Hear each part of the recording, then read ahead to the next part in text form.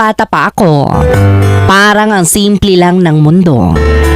Wala pa akong masyadong iniintindi at lahat ng bagay ay parang laro lang. Yung mga tipong mga problema ko noon ay kaya kong lutasin ng konting iyak. Tapos kasamang yakap ni nanay. Dati kapag tumatakbo ako sa bukid ay parang wala akong ibang aalalahanin sa buhay. Yung mga tipong iniisip ko na lang kung bakit kaya umiiyak yung kalabaw. O kaya bakit parang cotton candy yung mga ulapa. Ang sarap balikan ng mga panahong iyon.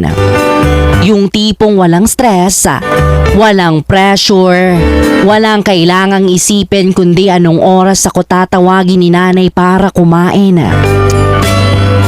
Wala pa akong pakialam sa mga bayarin, sa trabaho, o di kaya anong mangyayari sa kinabukasan ko.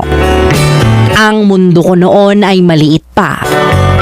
Nasa loob lang ng bakuran namin o minsan hanggang sa mga bundok at ilog kung saan kami naglalaro ng mga kaibigan ko. Pero ngayon, habang iniisip ko iyon ay naaalala ko na hindi ko pala naiintindihan noon kung gaano kabigat ang mundo para sa mga matatanda.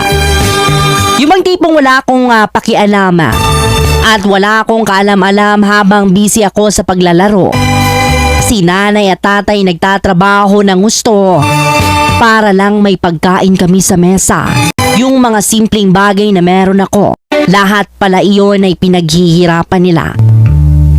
Pero ako mga kaibigan na sobrang saya ko sa simpleng tsinelas at laruang kotse. Ngayon ay ramdam ko yung mga bagay na hindi ko naiintindihan noon. Yung mga responsibilidad, yung pressure, yung takot ako sa hinaharap. Pero habang bumabalik ako sa mga alaala ng kabataan ko, ay natututunan ko na minsan kailangan ding bumalik sa pagiging bata. Yung hindi lahat problema, hindi lahat dapat alalahanin agad, at minsan kailangan mo na lang huminto at magpahinga.